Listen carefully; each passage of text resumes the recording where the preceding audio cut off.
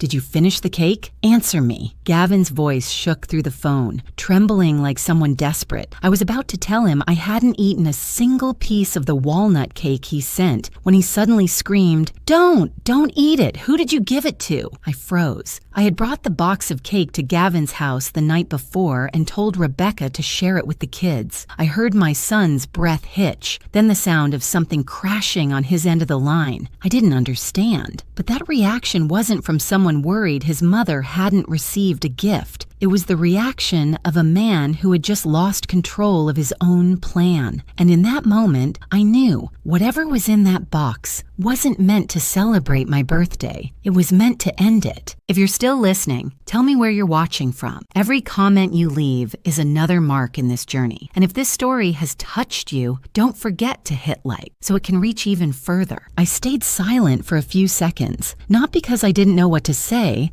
but because my heart felt crushed tight, refusing to beat in its normal rhythm. On the other end, I heard Gavin gasping, footsteps pacing frantically, then a sharp scrape like a chair being yanked across the floor. "Gavin, what's happening, son?" I tried to steady my voice. "Answer me," he screamed again. "Who did you give it to? Did you eat any? Did anyone in your house eat it?" I sat down on the wooden chair by the kitchen window, looking out at my small garden covered in golden Oregon fall leaves. Everything looked peaceful, just like every other morning, except my son's voice didn't belong to that world. I took it to your house last night. Rebecca said the kids like nutcakes, so I thought. I didn't finish before Gavin let out a choked sound, like someone had just pressed a knife to his throat. "Oh God, no."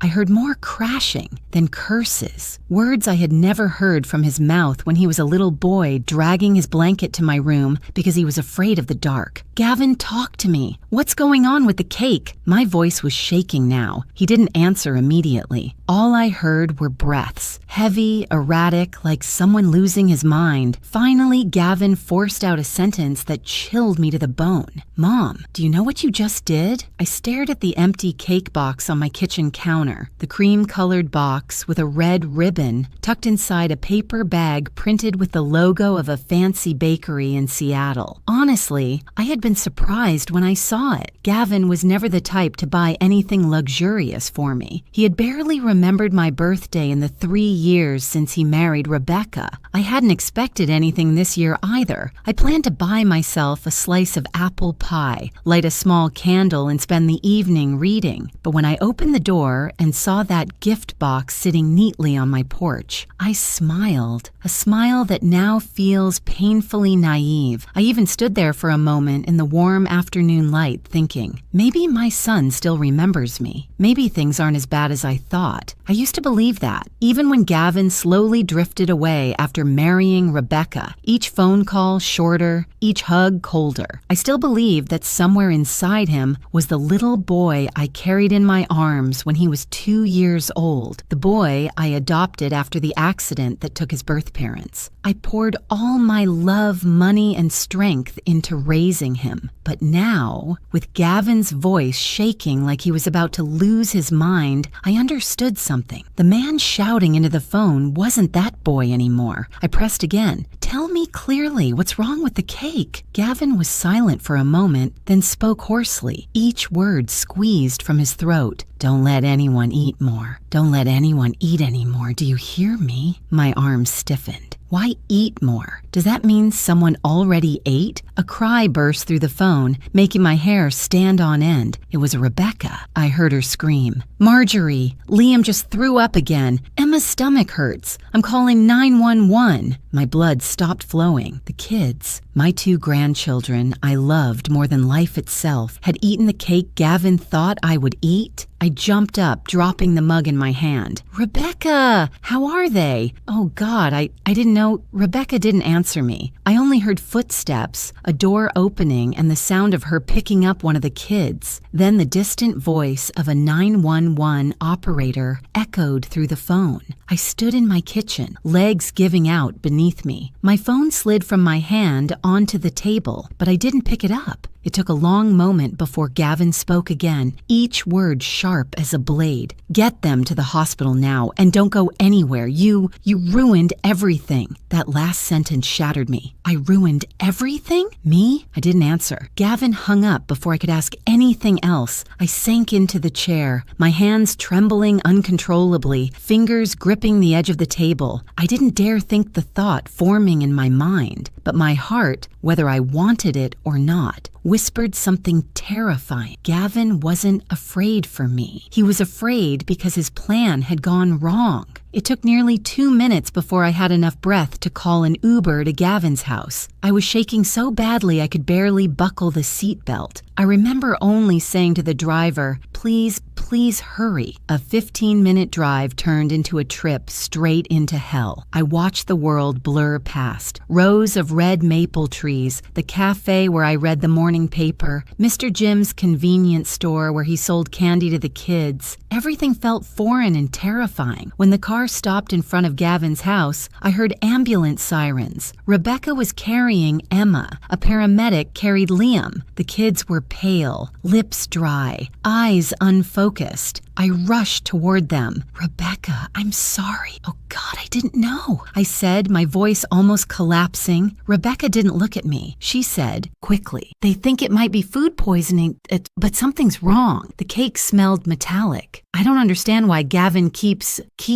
She glanced around. "Where is he?" I shook my head. As the ambulance disappeared into the night, I stood alone in front of my son's house, a place I had visited hundreds of times, with Christmas gifts, home-baked cookies, toys for the kids. But tonight, only cold wind and terror filled that yard. Why had Gavin reacted like that? Why scream knowing I shared the cake? Why disappear when the kids got sick? I knew why. I didn't want to believe it, but I knew. My son had sent me a trap, and the ones who fell into it were my innocent grandchildren. In the second Uber, chasing the ambulance to the hospital, I realized my 71-year-old life had just split into a before and an after. I didn't know then that what awaited me wasn't just the truth about that cake, but the truth about the son I raised for 40 years, and that this night was only the beginning of a storm that would tear my family apart. I arrived at the hospital so fast I don't remember walking through the ER doors. Only when my hand gripped the counter, chest heaving from running, did I realize I was inside. Rebecca stood there. Her eyes were red and swollen, mascara streaking down her face. When she saw me, she shook her head weakly and led me toward the pediatric emergency room. The door opened, and I saw Liam and Emma lying on hospital beds, tiny bodies under crisp white blankets, their skin an alarming shade of gray. The scene hit me like a winter wind through a broken window. I stepped closer. Liam, Emma, oh God. My voice trembled so hard each word felt separate from the next. Rebecca wiped her tears. "The doctors are testing. They said it might be poisoning. I don't know." Her voice broke. I looked at the IV lines, the monitoring stickers on their little chests, and the terror in Rebecca's eyes. Even though she and I had never been close, I saw in her face the raw pain of a mother watching her children suffer. I turned to find Gavin. He was standing in the corner, pressed against the wall. His shoulders shook slightly, his hand gripping a water bottle so tightly his knuckles were white. His eyes avoided everything. Rebecca, me, even his own reflection. "Gavin," I whispered. He jolted like someone shaken awake from a nightmare. The water bottle slipped from his hand again, rolling across the floor with a hollow clatter. He bent to pick it up,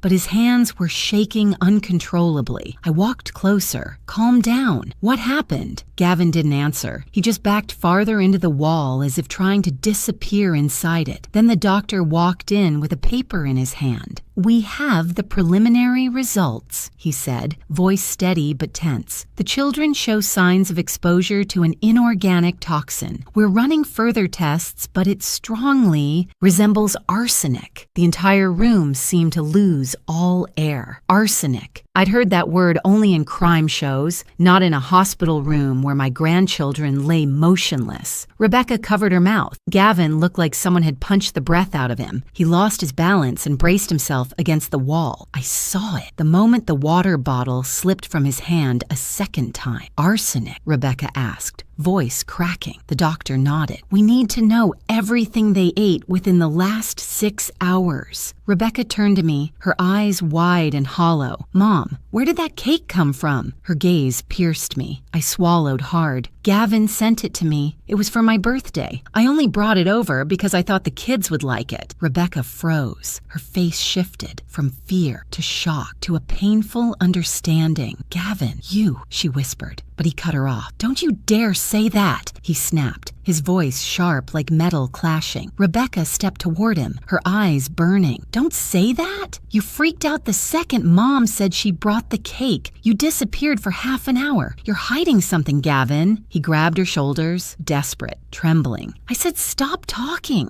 I had never seen my son like this. Not angry, not anxious, but terrified. A terror rising from somewhere deep inside him. A terror of someone who knew he had done something unforgivable. The doctor stepped out to continue treating the kids. Rebecca backed away toward their beds. Gavin turned his face away, hiding whatever expression he didn't want us to see. I stood in the center of that small room, under the harsh, white, fluorescent light and the sharp smell of antiseptic. Everything blurred and spun. And as I looked at my 3 family members, Gavin avoiding my eyes, Rebecca trembling, the children lying limp in their beds, I felt the scattered pieces in my memory start to fall into place. The family dinners Gavin said I didn't need to attend, the calls he ignored, the comments Rebecca made that stung like needles. You should keep some distance so we can build our own family. You're always getting in the way. Our life doesn't need extra complication. It wasn't just distance. It was a pushing away with intention. And now, in this cold hospital room, I finally saw it. There was something deeper, darker, more rotten inside my family than I ever imagined. Rebecca turned to me and her eyes were different. No contempt, no coldness, only fear, guilt, and pain. She stepped forward, voice shaking. Mom, I'm sorry. I didn't know. I swear I didn't know. I placed my hand on her shoulder. I know. Now isn't the time for blame. Just focus on the kids. Gavin spun around, eyes dark. Don't talk like you had nothing to do with this. If you hadn't brought the cake, Gavin Wells, I said slowly, my voice so calm it startled even me. I brought it because I trusted you, because I thought you sent something good for me. And now you dare blame me? Gavin went silent, and that silence was louder than any confession he could have made. I looked at my son for a long time. That face used to be my pride. Those eyes once lit up every time he showed me one of his childhood drawings. Those hands once held mine when he cried because he was afraid to sleep alone. Now, none of that was there anymore. Standing in front of me was a man whose eyes kept avoiding mine, whose hands were shaking, and whose breath carried a dark secret leaking out with every exhale. When the doctor returned to say Liam was showing signs of improvement but still needed toxin monitoring, Rebecca broke down sobbing. I pulled her into my arms the way I would hold my own daughter. Gavin watched us, his face twisted, stretched tight like a string about to snap. I could see a flicker of regret on him, but regret for what? For the kids being poisoned? Or because his plan failed? I couldn't tell the difference yet, but my instinct, the same instinct that carried me through 8 decades of life, told me this. Some cracks only show when the light is strong enough, and today, that light had finally begun to break through the surface of my family. When the nurse walked in and asked us to leave so they could continue more tests, I held Rebecca's hand and squeezed gently. I'll stay here. I'm not going anywhere. Rebecca nodded. As for Gavin, he turned away, slipped out, and disappeared down the hallway like a shadow who knew his time was running out. I stood outside the hospital room, leaning against the white wall, watching my son's back grow smaller in the distance. I wanted to call him back. I wanted to believe that some part of the child I raised still existed inside that man. But the longer I watched, the colder I felt. Not the cold of the hospital, but the cold your soul feels when it finally understands understands. My family was rotting from the inside, and I had closed my eyes to it for far too many years. That night, after the kids were moved to the observation unit, after Rebecca curled up in the waiting room chair, and after Gavin vanished somewhere in the city, I knew this was only the beginning of a very long and very painful truth. I sat in the pediatric waiting area, my fingers interlocked so tightly my knuckles turned white. Rebecca leaned her head against the wall, her eyes swollen. Every few minutes she got up and paced a short distance like someone trapped between fear and grief, with nowhere to put either of them. The ER doors opened. The doctor stepped out, his face tense, though his voice stayed professionally calm. "We have more accurate results," he said. "The children were exposed to arsenic, low dose, but still dangerous. We'll continue monitoring and detox treatment." Arsenic. This time, the word wasn't some vague term from a crime novel. It was something flowing in the oiforme veins of my grandchildren. Two children who should be thinking about weekend homework, soccer games, and art class, not a toxin that could take their lives. Rebecca clutched her chest as if someone had squeezed her heart. I walked to her and placed my hand on her shoulder. "Rebecca, they're getting good care. They're doing everything they can." For the first time in years, she didn't pull away when I touched her. She didn't stiffen, didn't give me a polite, forced smile. She just looked at me, her eyes filled with something she had never allowed me to see before: trust. Even if only a small flicker, like the last bit of light at the end of a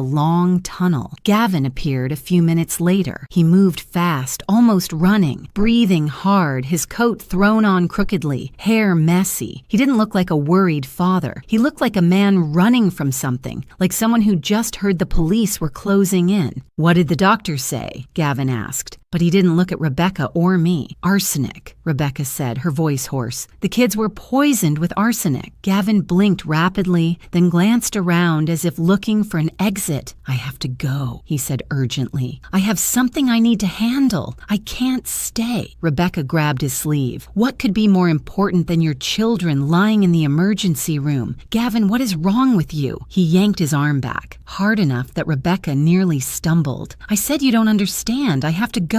I stepped forward. "Gavin, sit down. I need to talk to you." "No, not now." "Yes, now," I said, my voice firm, "because I have a feeling you know exactly what's happening." Gavin finally looked at me, really looked at me, for the first time since all this began. And in his eyes, I didn't see worry. I didn't see pain. I saw fear, a kind of fear not directed at the children, but at himself. I stared straight into my son's eyes. "Gavin, tell me, what was in that cake?" "I don't know," he yelled. Too fast, too defensive. I did not look away. "Gavin Wells, I'm asking one last time. What was in that cake?" A second of silence fell, a second that felt like a lifetime. Then Gavin exploded. "It was supposed to be you!" he screamed, his voice cracking but sharp like metal scraping steel. "Not the kids." It felt like the floor vanished beneath me. The air around us froze instantly. Rebecca slapped her hand over her mouth and collapsed to her knees. I stood there, my hand trembling, my breath breaking, my mind echoing those 7 words over and over. It was supposed to be you. That one sentence crushed 40 years of motherhood, crushed every dinner I skipped so I could buy him school clothes, crushed every night I stayed awake when he had a fever so bad he convulsed, crushed every word I ever said, every ounce of pride, every drop of unconditional love I poured into him. I looked at my son, but I no longer recognized the person standing there. Rebecca turned to me, tears streaming. "Mom, does that mean She didn't finish her sentence, but she didn't have to. We both knew. Gavin slammed his hand against the wall, his face flushed. "You always share everything, always giving things away. I send you a gift, and you give it to someone else. You've done that all your life." I don't know whether Rebecca's sobbing or the sound of my own heartbreaking was louder. "What are you talking about, Gavin?" I breathed. "I share because I thought everything was meant for the family." "No," he shouted. "You share because you don't know how to keep anything for yourself. You give everything to the whole world and expect everyone to thank you. I don't want your kindness. I want you to know your place." Rebecca screamed through her tears. "Your place? She's your mother." Gavin turned on her and pointed directly at her face. "What do you know? My mother always interferes, always shows up, always has an opinion. Without her, we'd have fewer problems." Rebecca stepped back as if he had slapped her. I thought your mother was the problem. "But you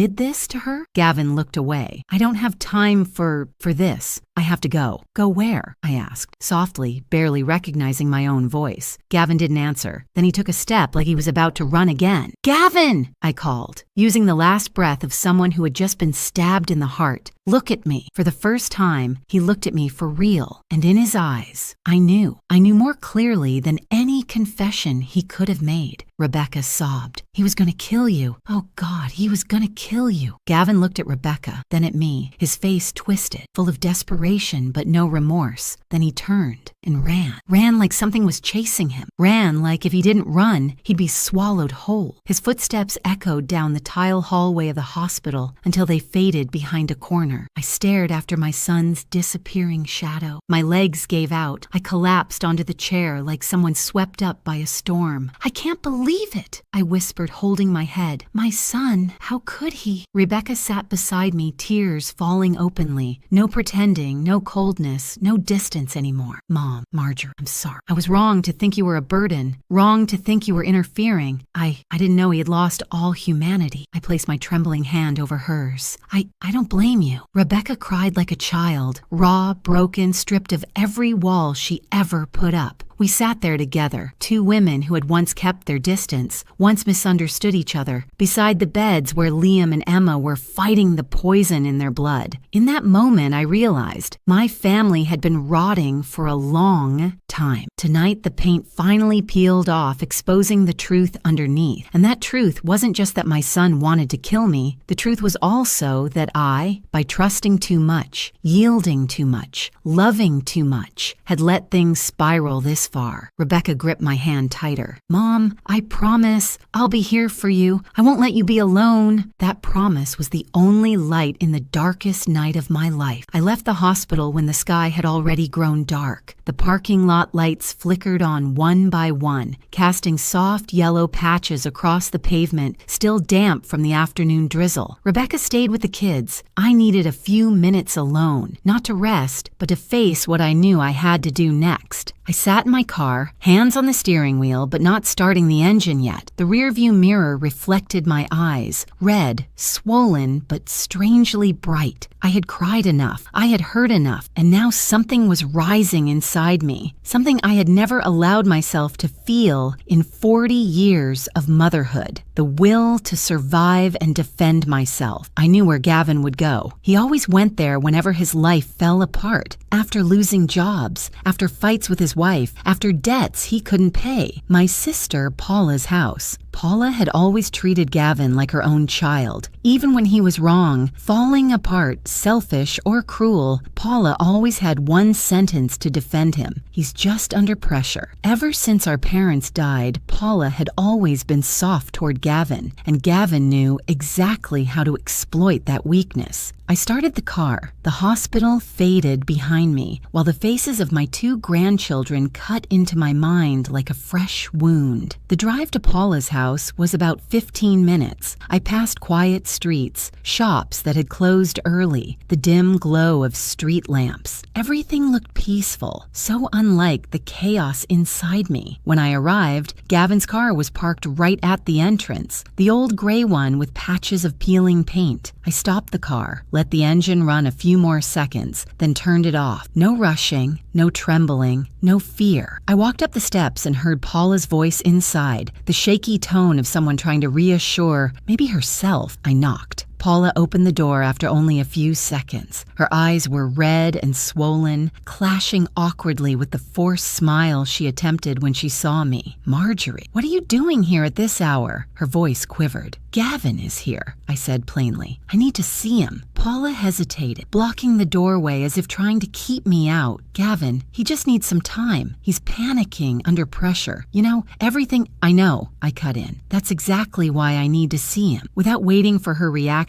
I pushed the door gently and stepped inside. Paula didn't have the strength to stop me. Gavin stood in the middle of the living room, hands in his pockets, shoulders slumped, eyes hollow. But when he saw me, he didn't show fear, regret, or even hurt. He straightened, his back stiff, eyes cold like a stranger. "Oh, you're here." No emotion, no remorse, not one word asking about Rebecca or the kids. My chest tightened, but my voice stayed frighteningly calm. "Gavin," I said. "Why?" He let out a short snort, looking away as if my question annoyed him. "You've lived too long," he said. "I need the inheritance." I froze as if turned to stone. Paula's eyes widened. Her hand flew to her mouth. "What did you say?" I asked again, though I knew I heard him clearly. He took a step closer, no longer hiding anything. "I saw your savings. $300,000. I'm drowning in debt. The loan sharks are closing in. I need money, and you're healthy, living your long life with no intention of slowing down. What do you need it for?" I heard Paula gasp in horror. I remained still. My hands were ice cold, but my heartbeat slowed strangely. Gavin kept going, as if he were talking about refinancing a mortgage, not murdering his own mother. "You're almost 70. You're not useful anymore. I have a family to take care of, a future. You're just taking up space." I looked straight at the face of the boy I had raised since he was 2, the same face that once buried itself in my chest during nightmares, hugged me whenever he got an A, called Mom in a shaky voice after falling off his bike, and suddenly I realized in all those memories I was the one holding him. He had never once held me. Paula stammered. "Gavin, what are you saying? You can't be quiet," he snapped. "I'm talking to my mother." I raised a hand to signal Paula not to speak. "Gavin," I asked, my voice even to the point I barely recognized myself, "you plan to use arsenic." He shrugged. "It's the easiest way. No trace, no suspicion. A heart attack at your age, everyone would buy it." Paula screamed. "Gavin, you're insane. Do you know the kids ate it too?" "You always share everything," he said, frowning. "It was supposed to be you.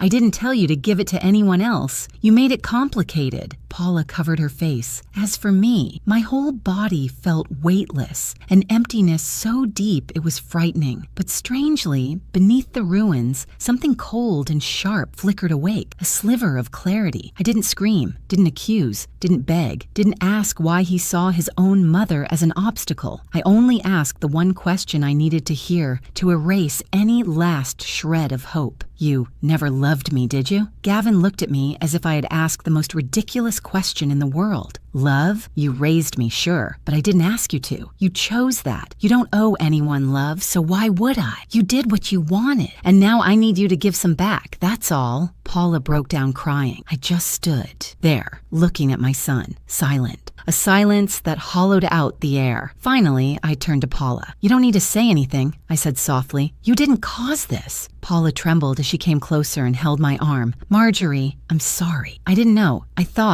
It's all right," I said. "Now you know." I looked at Gavin one last time. He stood there, out of patience, out of excuses, only the bare cruelty left. A man who once called me mother, but never saw me as anything more than a wallet. I opened the door. Cold air rushed into the living room. Standing in the doorway, I spoke in the calmest voice I had ever used, strengthened by an entire lifetime behind it. "Gavin, you chose your path, and I will choose mine." I stepped out onto the porch. The door closed behind me with a soft click, but that sound echoed inside me like a bell tolling. As I walked down the steps, I knew this more clearly than anything in my life. My revenge, not with knives, not with poison, but with truth and justice, begins tonight. If you're still listening to this story and feel the ache of a mother betrayed by her own child, please tell me where you're watching from in the comments, or leave a few words so I know we're walking through this together. I drove away from Paula's house in complete silence. Portland at night looked softer, streetlights reflecting on the damp pavement, stretching the shadow of my car into a long, dark ribbon. But inside me, nothing felt soft. No more trembling, no more crying, no more holding on. The night sky pressed against the windows, and my heart pressed against a truth I had avoided my whole life. I had to change, not for Gavin, not for Rebecca, not for the kids, for myself, a woman who had spent more than half her life in quiet sacrifice, believing love alone was enough. But tonight I saw the true nature of the son I'd raised since he was 2, a truth I could no longer turn away from, no longer forgive, no longer soothe with tears or prayer. I parked by the park near my home, turned off the engine, and leaned back in the seat. Outside, Portland was calm, as if nothing terrifying had happened, but I felt like someone who had just escaped a fire, my chest still smoldering. I inhaled deeply, and in that moment I knew more clearly than ever, I would not let him destroy even one more minute of my life. The next morning, I walked into attorney Martin Cole's office. Martin was an old friend of my late husband, a man who had worked in the field for 40 years, known for never losing a complicated family case. His hair was evenly gray at the sides, his face seasoned, but his eyes sharp as steel, like someone who had witnessed too many tragedies to believe in innocence. When I told him everything, from the cake, the hospital, to Gavin's confession, he sat still for a long moment, hands clasped together. "Marjorie," he said quietly, "I'm sorry you had to go through this, but you came to the right person. If you want to protect yourself and the children, we'll have to fight." "I want to," I said plainly. "Are you ready to become a different woman?" he asked, looking straight at me. I nodded. "Not ready. Already beginning." Martin immediately handed me a list of tasks for the next 72 hours. Close all old accounts. Open new ones at a different bank with strict security. Change every safe lock. Update the will. Gather evidence. Prepare to charge Gavin with 3 counts: financial abuse, intentional harm, and attempted murder. Every line cut the past cleanly like a blade. For the first time in decades, I didn't feel scared signing the papers. I felt relief. 2 days later, I left the old suburban house, a place full of sweet memories, but also the place where I had quietly endured far too much. I moved into a luxury penthouse in downtown Portland, floor-to-ceiling windows overlooking a shimmering city at night, a white kitchen, a large bedroom with thick curtains, a living room facing the Willamette River. For the first time in my life, I lived somewhere not because my husband wanted, my son needed, or it's close to the kids' school, but because I wanted it. I placed my hand on the glass railing as the city wind brushed my hair. I was no longer the woman waiting for Gavin's calls, no longer the mother who forgave the 100th time. It was just me now, and strangely, I was enough. On the 3rd day, I met Sylvie, the therapist Martin recommended. Sylvie was around 50, French-American, with silver-streaked hair and a warm, low voice like a gentle stream. She looked at me not with judgment or pity, but as if she could see right through the armor I had worn for 40 years. "Marjorie," Sylvie said, "you don't have to be strong here. Here, you get to exist." I broke down at her first sentence, crying like someone had turned on a tap inside my chest. I told her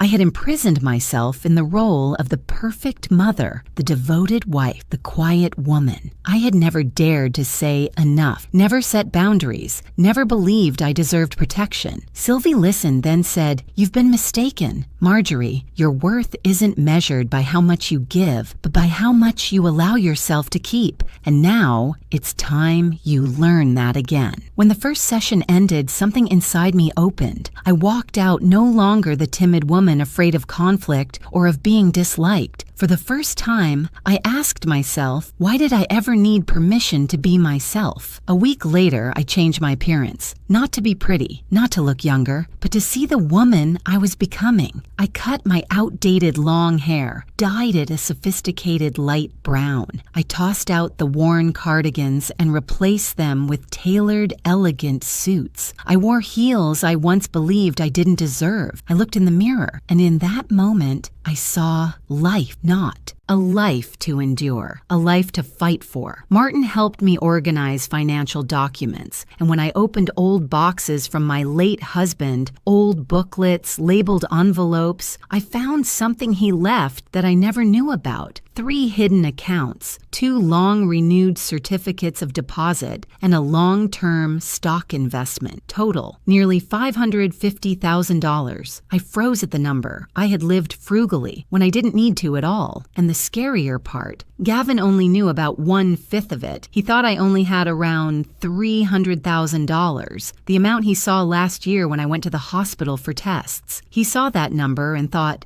My mother is weak, old, alone, the perfect target. He didn't know I was a senior accountant for 25 years, fluent in financial reporting laws, familiar with every bank security loophole. Martin looked at the papers I brought and smirked slightly. Marjorie, you're smarter than I expected. Gavin has no idea who he's messing with. I answered without pride, only truth. He forgot who his mother is. I'll remind him. That night in my new penthouse, I sat at the kitchen island with a small notebook. I wrote out each step of my revenge clearly. No shaking hands, no hesitation. Protect assets. Erase every path Gavin could touch. Prepare airtight legal documents. Gather proof of his debts and shady dealings. Record every call. Expose the truth at the exact moment he least expected. I stared at the handwriting. The writing was still mine, but the person writing was someone entirely different. Someone I had always feared becoming.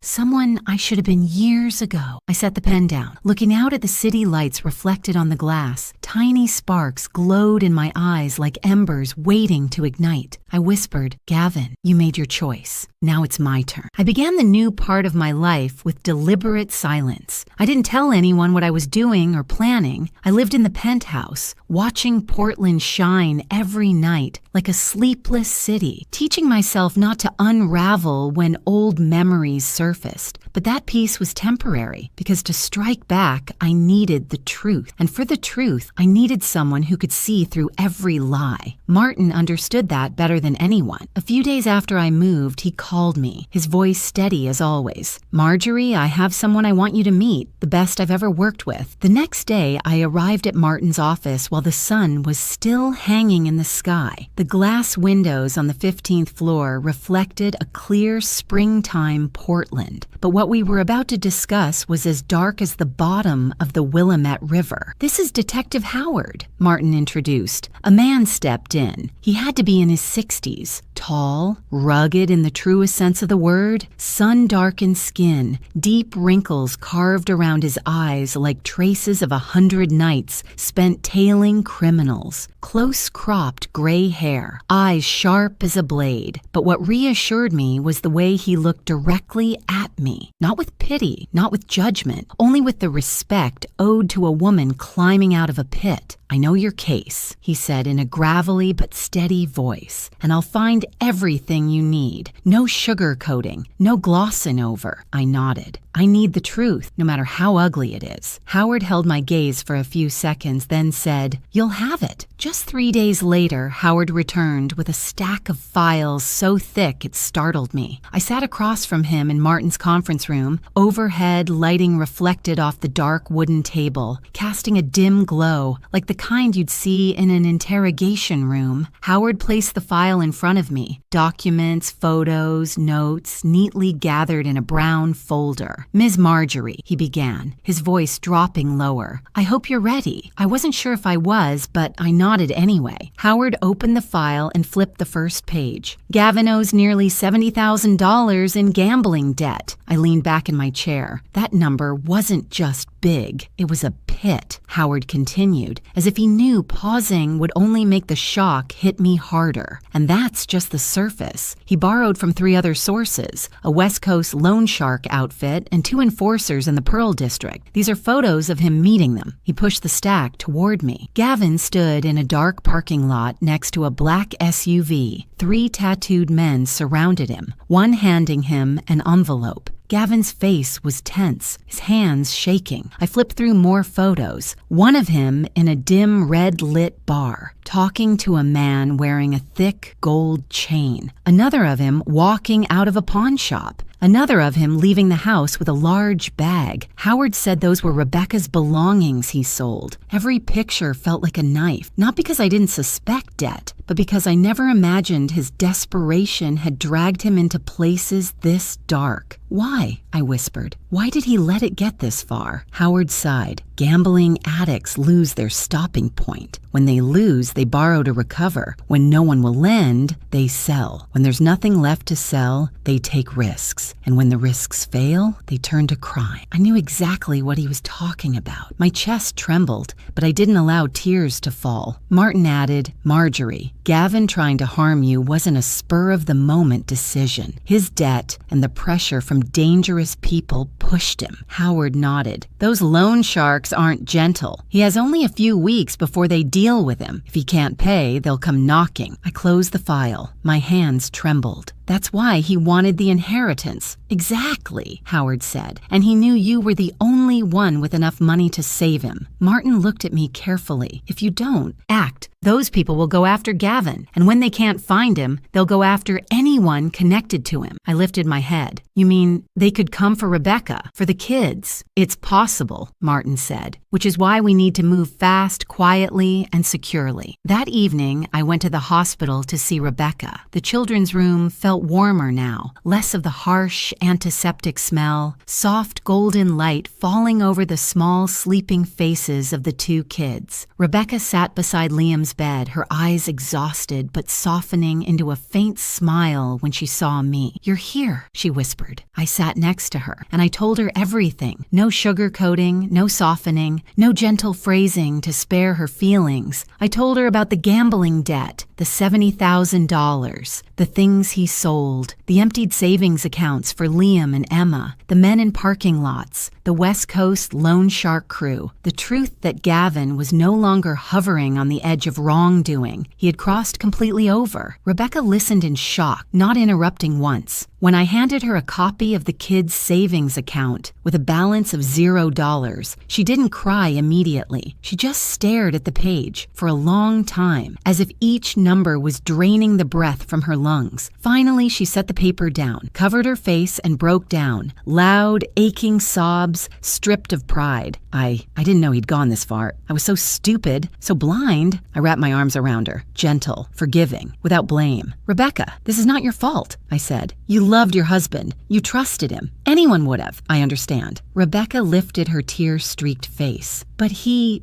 tried to hurt you, and he hurt the kids. I can't believe it." I cupped her cheek and wiped away a tear. "It's all right now, Rebecca. We're on the same side, for the kids, and for this new life we're building." Rebecca grabbed my hand and held on tight, as though letting go would make her collapse. "Mom, Marjorie," she whispered, her voice shaky but clearer than ever. "I'll stand with you from now on, for Liam, for Emma, and for myself, too." I gave her a tired but genuine smile. "Thank you, Rebecca." In that moment, for the first time, we were no longer mother-in-law and daughter-in-law. We were two women betrayed by the same man, and more importantly, two mothers trying to save their children from the sins of their father. A month passed after the night I walked out of Paula's house, the night I finally saw that Gavin was no longer the child I once knew. That month felt like a year, long, but for the first time, I felt I was truly living. I spent those weeks preparing everything, financial, legal, emotional, personal. I met Sylvie weekly, learning to escape the cycle of self-blame and to see myself without the lens of roles and obligations. I met Martin often, going over documents, revising every detail, planning every next step. Rebecca and I began speaking more, not polite, strained small talk, but real conversations between two women who had suffered and were trying to rise again. The kids improved with treatment. In the afternoons, I visited the hospital. Rebecca sat beside Emma's bed, and Liam texted me, asking if I'd bring sugar-free pudding. I sat with them, read stories, or simply rested my hand on their legs so they knew I was there. No one mentioned Gavin. No one dared hope he would change. And then, one day, Martin said, "It's time for you to be seen." I looked at him, waiting. If Gavin thinks you're scared or hiding, he'll get careless. We need him to understand you're in control. Showing up at the right moment will shake him. I understood instantly. A wounded animal attacks, but an animal being watched, cornered under a spotlight, panics. "The fundraising gala this week," Martin continued. "He'll be there. I checked the guest list, and I think you should go." I inhaled deeply. I knew the gala, he meant. An annual Portland arts event. Long evening gowns, crisp suits, expensive wine, a grand piano, speeches, and polite smiles. I used to attend with my husband years ago. Gavin also showed up sometimes, whenever he needed to polish his image for grants on projects that never materialized. That evening, I opened the wardrobe in my new apartment. The old clothes were gone. I had donated most of them. I picked the black suit I bought last week. Sharp tailoring, clean lines, high collar, fabric soft as silk but structured with strength. I tied my freshly styled hair into a low bun, letting a few strands frame my temples. When I looked in the mirror, I saw a woman who had never before been allowed into the light. Strong, calm, defined, no longer begging anyone to accept her. I smiled faintly. "There you are," I said to the reflection. The gala entrance was even grander than I remembered.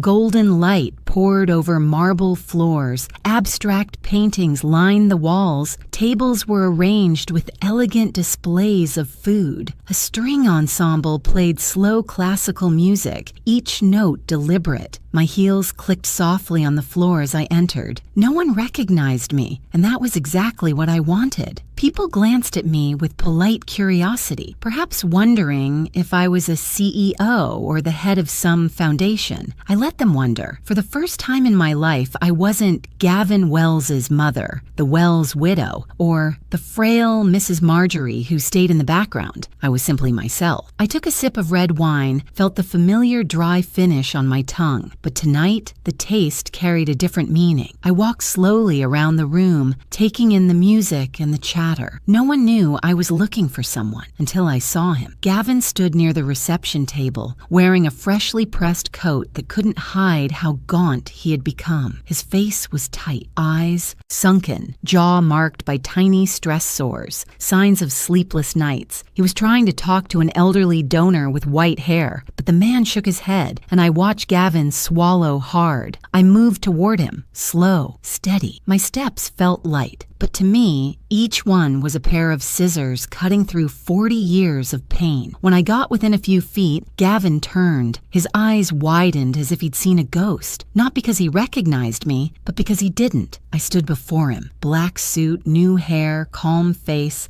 eyes bright like sparks, sharpened by suffering. He opened his mouth. "Mom?" His voice was so small I almost missed it. I lifted the corner of my lips. Not a smile, but absolute control. "Hello, son." Gavin stepped back. I saw both his hands tremble. For a month he believed I'd be afraid, shrinking, hiding, crying, begging. But the woman standing before him was not the one he once dismissed. He stammered, "Mom, you look much better than the day you tried to send me to my grave?" I asked, softly, almost whispering. The white-haired donor stared between us in shock and quietly stepped aside. People nearby began to notice, not because I was loud, but because the silence had thickened like fog. Gavin swallowed hard, lips paling. "Mom, what do you want here?"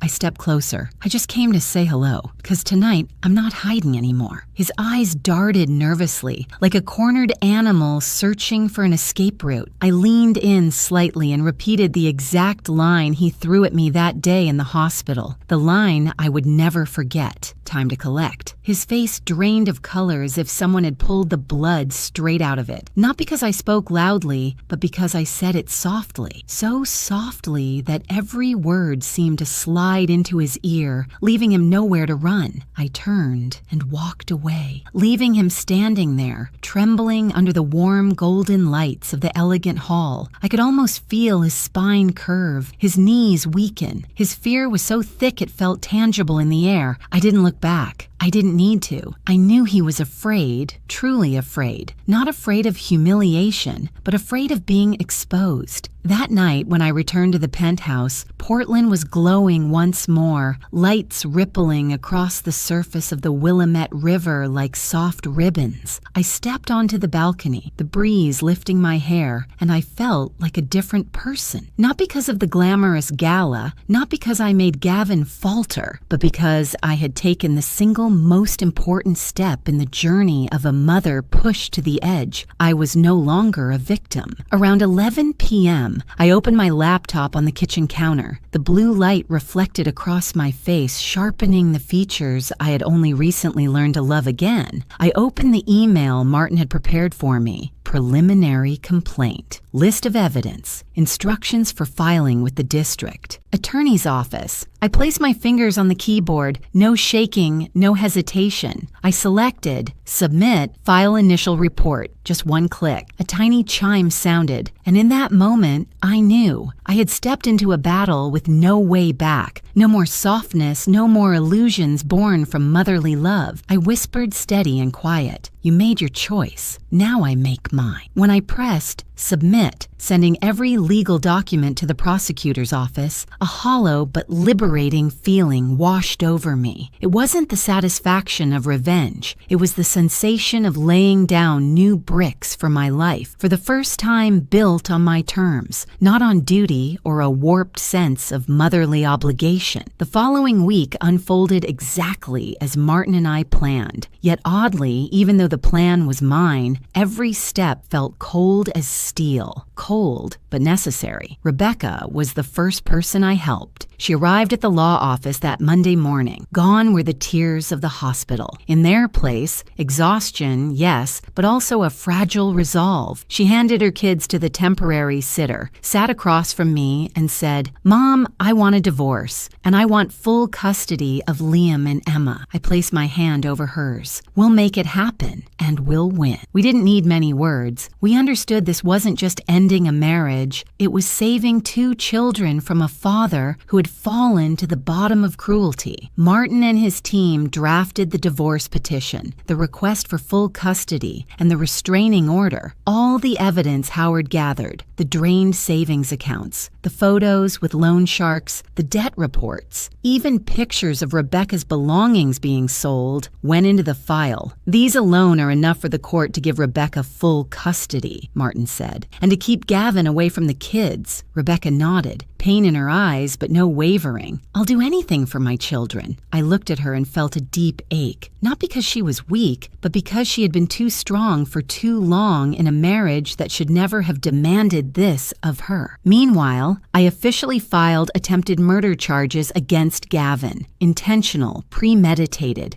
backed by physical evidence and his own words. I even included the recording from Paula's house where he admitted, "You've lived too long, I need the inheritance." That confession was a blade he had plunged into himself. Martin said, "We don't need him to sign anything. His words already condemned him." I nodded, my chest heavy. I wasn't doing this to get revenge. I was doing this because if I stayed silent, he would hurt someone else. Rebecca, the kids, or even himself. The next step was the house. Gavin had pawned the family home 3 months ago. Rebecca didn't know. When she found out, she nearly collapsed. That house, it's where the kids grew up. Her voice cracked. I made a hard decision, partly from responsibility, partly because I couldn't let the children live in instability created by Gavin's chaos. I paid Gavin's remaining debt, all $38,000, under one condition. Rebecca had to transfer full ownership of the house to herself, removing Gavin entirely, even his signature. Martin agreed. "You're protecting Rebecca and the kids while cutting Gavin off completely." Rebecca cried when I handed her the paperwork. "Mom, you didn't have to." I shook my head. "I'm not doing it for Gavin. I'm doing it for you and the children." She hugged me, a real hug. Not polite, not reluctant. 3 days later, Gavin returned to the house in the suburbs, the one he once called his, the one he mortgaged behind Rebecca's back, the one he treated like property. He turned the doorknob. Locked. He tried the back door. Also locked. He called Rebecca. She didn't answer. He banged on the door, shouted. For the first time, the neighbors didn't stay silent. They called the police.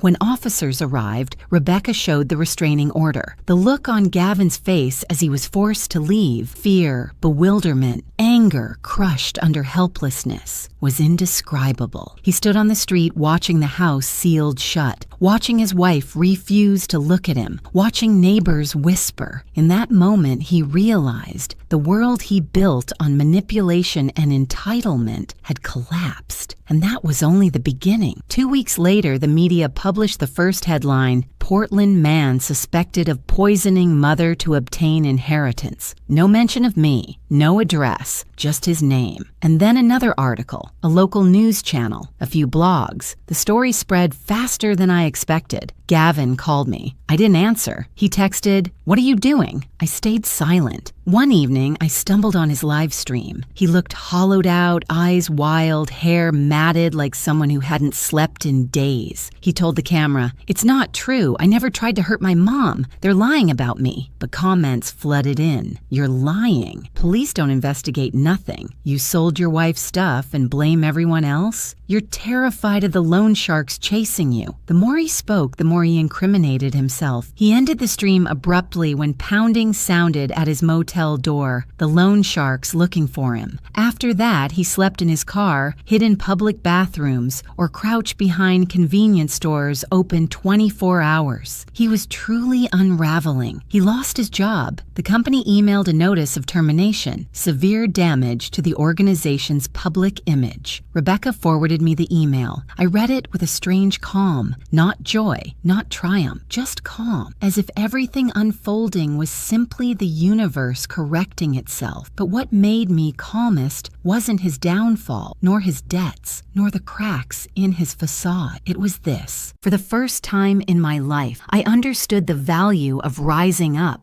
For myself, for Rebecca, for Liam and Emma, for all the years I endured his cold words without daring to fight back. Watching him lose control under the weight of his own actions didn't bring me pleasure. It brought me justice, a justice that finally arrived. Late, painful, but inevitable. One evening, standing in my penthouse overlooking Portland's bright skyline, I closed my eyes and whispered, "Son, this isn't me destroying you. This is you destroying yourself. I'm simply not holding you up anymore." I thought I was ready for the moment Gavin would be arrested, but when the notification buzzed on my phone, a message from Martin, "They've arrested Gavin. Charges filed." I froze. I was in the kitchen, a gray Portland morning lingering outside the window, mist clinging to the glass. The warmth of my teacup curled around my fingers, but I felt like I drifted out of my own body. No joy, no shock, no anguish, just a vast, quiet stillness.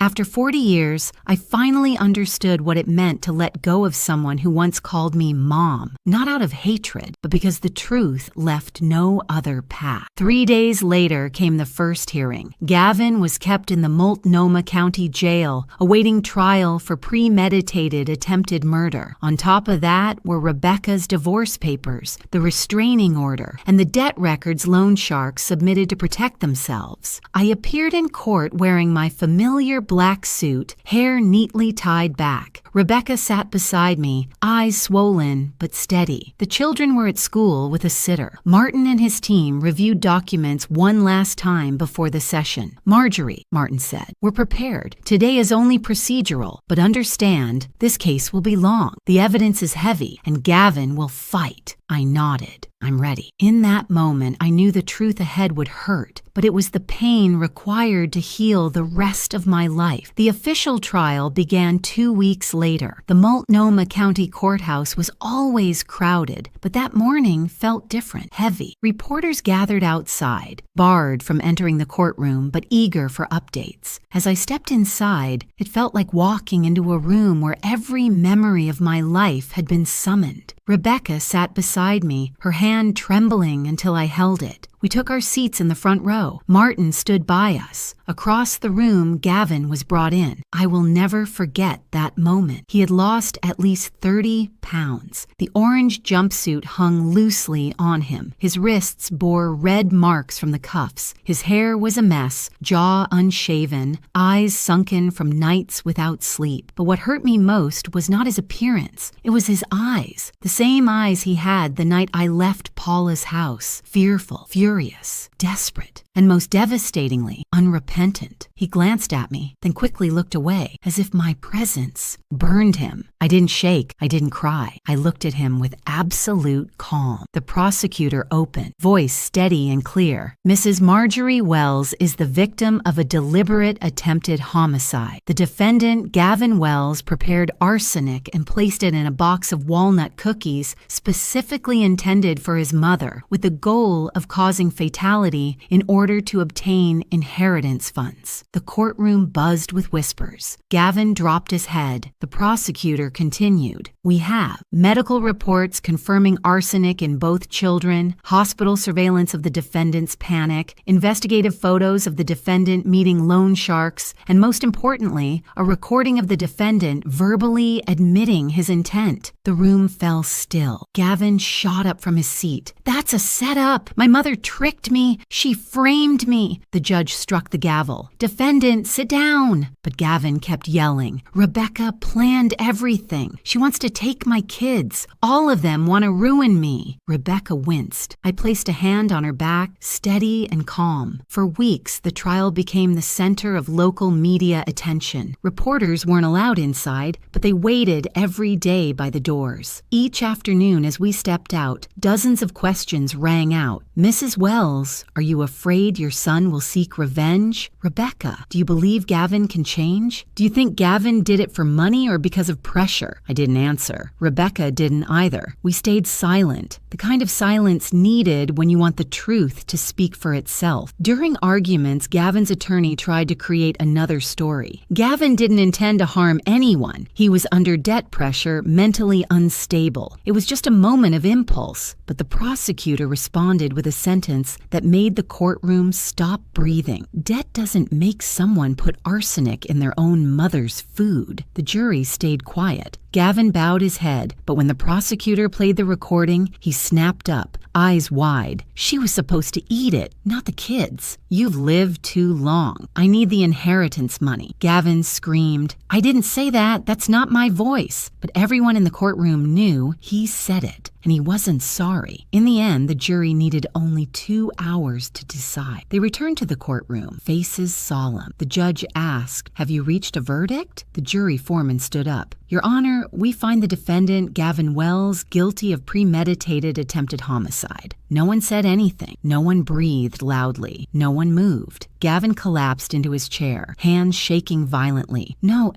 Mom, how could you do this to me? The judge announced, 14 years in prison, with no parole for the first 6. The sound of the gavel hit like a blade, severing the rest of his life. Rebecca burst into tears, covering her face. I turned and held her, and she fell into my shoulder like a child desperate for shelter. Not because we were happy, not because we won, but because everything was finally over, or at least the worst part of it. When the officers walked Gavin past us, he looked at me, not with hatred, but with disbelief. I'm your blood, he whispered. Why would you do this to me? I answered softly like a breath. I didn't do this to you. You did this to me. I simply stopped protecting you. Gavin was taken away, feet dragging, head down. That image I will never forget for as long as I live, but I didn't shake. I didn't collapse. I didn't feel the old kind of pain. All I felt was emptiness, a distant, peaceful kind of emptiness, like the air after a storm finally passes. Outside the courthouse, Portland was drizzled with light rain. Rebecca wrapped her arms around me. Mom, because of you, my kids and I are safe. I squeezed her shoulder lightly, not because of me, because you were brave enough to leave first. The children ran to her legs, then to me. Liam stood on tiptoe to wrap his arms around my waist, and Emma rested her head against my hip. I held all 3 of them close. In that moment, I understood. I had lost Gavin. A part of my heart would always mourn that, but mourning doesn't mean going back. And I also understood. I had saved another family, Rebecca, Liam, Emma, and saved myself from decades of darkness. That evening, I returned to the penthouse. Streetlights spilled across the Willamette River, glowing like gold ribbons on the water. I stood by the glass wall, closed my eyes, and let my breath settle slowly. I didn't feel victory. I didn't feel joy, only relief, the kind only survivors of storms truly understand. I was no longer the woman others could manipulate, no longer the mother trying to patch cracks that couldn't be saved, no longer the faint shadow in someone else's life. I whispered last.